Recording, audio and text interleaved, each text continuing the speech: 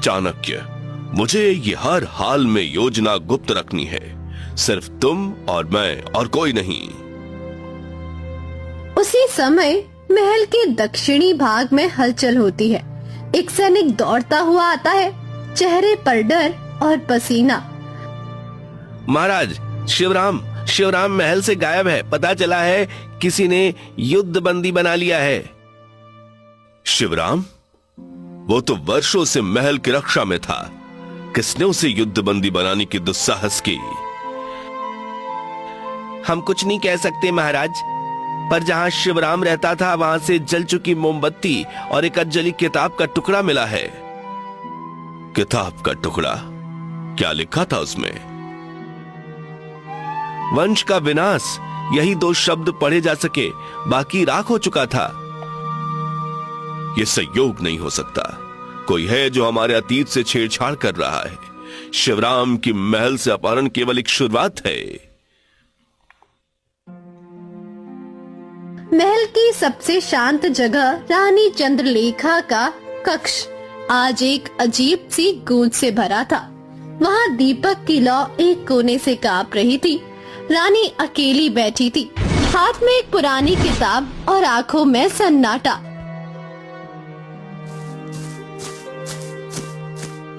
रानी माँ, आपने शिवराम के अपहरण के बारे में सुना? महल में सब डरे हुए हैं और आप? जो डरते हैं वो मरते हैं कुसुम, और जो मरते हैं वो कुछ छोड़ जाते हैं। जैसे ये किताब इतिहास नहीं भविष्य है। लेकिन ये किताब जल चुकी थी ना? कुछ किताबें बाहर से चलती है और कुछ अंदर से। आपने इसे कहाँ पाया रानी माँ? वहीं से जहाँ तुम नहीं जा सकती। अब जाओ कुसुम, जो आ रहा है वो किसी को नहीं छोड़ेगा।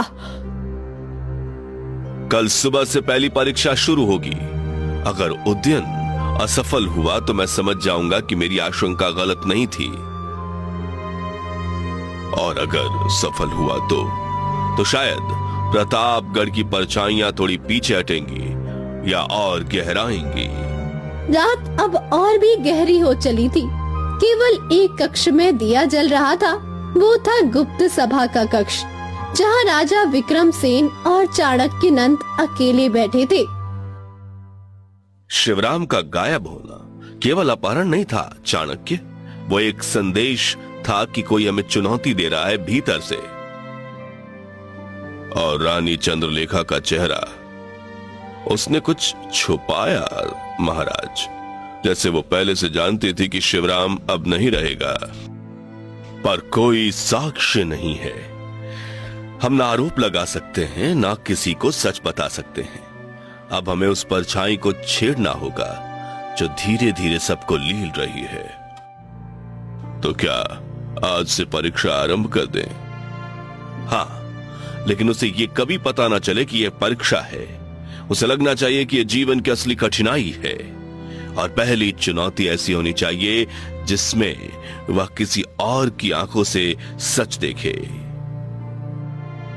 मौन का एक उत्तर, एक कैदी जो बोल नहीं सकता, लेकिन उसके इशारे और आंखों में वो जवाब छुपा होता है जो गद्दारी को उजागर कर सकता है।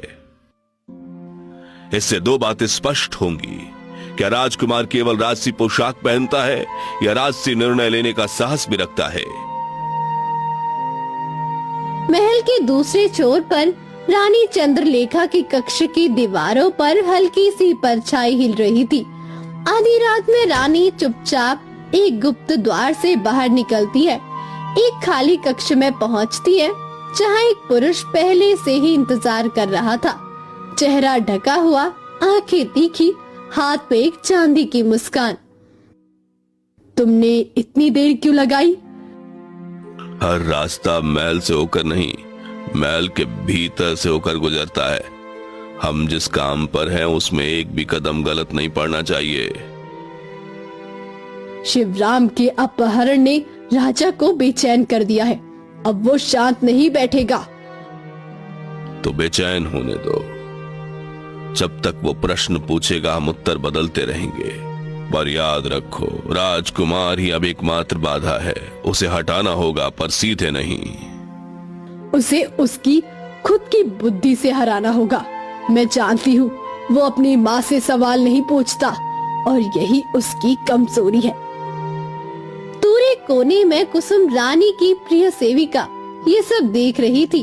वो छुपी हुई थी एक स्तंभ के पीछे, सांसें थमी हुई थी, लेकिन आंखें सब कुछ देख रही थी। रानी माँ, आपने तो कहा था आप इस राज्य के लिए सब कुछ करेंगी, तो फिर ये कौन है और ये कैसे बातें हो रही है?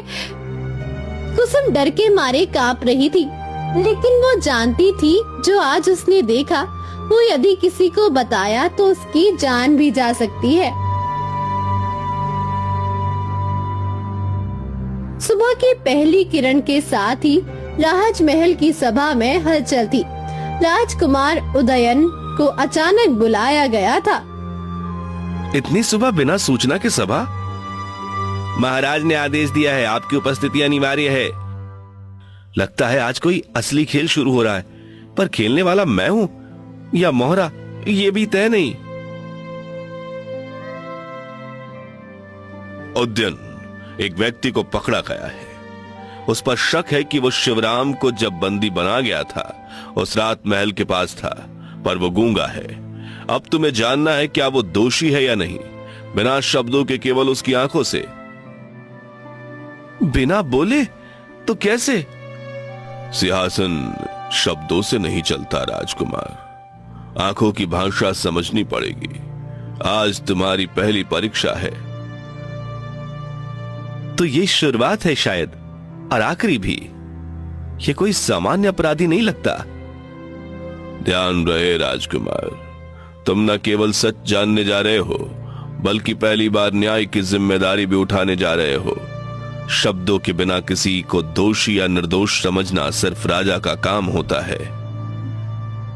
कैदी के हाथ बंधे हैं और मुंह भी कपड़े से ढका हुआ है, केवल उसकी आंखें और चेहरे की शिकनें खुली है। राजकुमार धीमे कदमों से उसके सामने आता है। मैं तुमसे सवाल नहीं कर सकता और तुम जवाब भी नहीं दे सकते, तो बात इशारों से होगी। पर उससे पहले मैं तुम्हें देखना चाहता हूं, इंसान की तरह, अपराधी की तरह नहीं। राजकुमार कपड़ा हटा देता है। कैदी की आंखों में आंसू है। डरो मत, अगर तुम निर्दोष हो तो ये बंधन मैं खुद खोलूंगा, पर अगर तुमने शिवराम के अपहरण में हाथ बटाया है तो न्याय तुम्हें छोड़ेगा नहीं। कैदी सिर झुकाता है। शिवराम, क्या तुम उसे जानते थे? कैदी तुरंत सिर हिलाता है। हाँ, मैं। क्या तुमने उसका अपहरण करवाया? कैदी तेजी से ना में सिर हिलाता है। उसके चेहरे पर घबराहट है। क्या तुमने उसे अपहरण होते हुए देखा है? कैदी की आंखें फटी की फटी रह जाती है। फिर वो धीरे धीरे सिर हिलाता है। हाँ, मैं। क्या तुम्हें पता है किसने उसका अपहरण किया? कैदी थोड़ी देर चुप रहता है, फिर कांपते हुए अपनी पीठ की ओर इशारा करता है। पीठ? पीछे से अपहरण हुआ था? कैदी तुरंत सिर हिलाता है। हाँ, मैं। तुमने उसका चेहरा नहीं देखा? कैदी सिर झुकाता है। तो तुम दोषी नहीं, गवाह हो, पर सवाल यह है कि तुम वहां थे क्यों? कैदी दोनों हाथों से कुछ देने का इशारा करता है। कुछ देना है क्या? कैदी अपने सीने की ओर इशारा करता है और फिर ऊपर की ओर उंगली उठाता है। कसम? तुम किसको कसम देने गए थे, या कोई संदेश? कैदी सिर झुकाता है। आंखों से 2 आंसू टपकते हैं। उसी क्षण राजकुमार अपनी जेब से छोटा सा एक कागज निकालता है, जहाँ से शिवराम को बंदी बनाया गया था वहाँ से ही मिला था। उस पर सिर्फ एक आधा जला हुआ शब्द था, ग्रह। तुमने ये लिखा था? कैदी चौंकता है और सिर झटके से हिलाता है। नहीं। तो क्या ये शिवराम का संदेश था? कैदी सिर हिलाता है। हाँ। राजकुमार गहरी सांस लेता है। कक्ष के बाहर चाणक्य नंद दीवार से टिके हुए खड़े थे। उनके चेहरे पर पहली बार एक हल्की सी मुस्कान तैर रही थी। राजकुमार देखने लगा है। अब वो सवाल से ज्यादा मौन को सुन रहा है। यही असली सत्ता की पहली सीढ़ी है। कक्ष के भीतर राजकुमार अब आत्मविश्वास से खड़ा होता है। इसके बंधन को खोलो, ये अपराधी नहीं, ये तो वो धागा है जिससे हम असली गुनाहगार तक पहुंच सकते हैं। पर राजकुमार, अगर ये दोषी निकला तो सजा मुझे मिलेगी, क्योंकि एक राजा की पहली भूल जनता का न्याय होता है। अगली सुबह महल के भीतर हड़कंप मचा हुआ था। सैनिकों ने महल के उस पुराने हिस्से का एक दरवाजा टूटा हुआ पाया। वो दरवाजा जो पिछले कई वर्षों से बंद था, जिसकी चाबी केवल राजा और मंत्री चाणक्य नंद के पास थी। महाराज, वहां कुछ चुराया नहीं गया, लेकिन दरवाजे पर ताला टूटा हुआ है। अंदर किताबों की अलमारियां थी, कई धूल से ढकी हुई, लेकिन एक रैक पूरी तरह से खाली है। कौन सी किताबें थी वहां?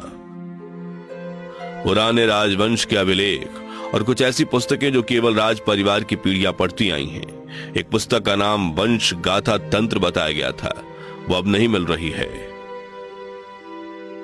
ठीक उसी दिन महल के मुख्य द्वार से एक दुबला पतला व्यक्ति प्रवेश करता है।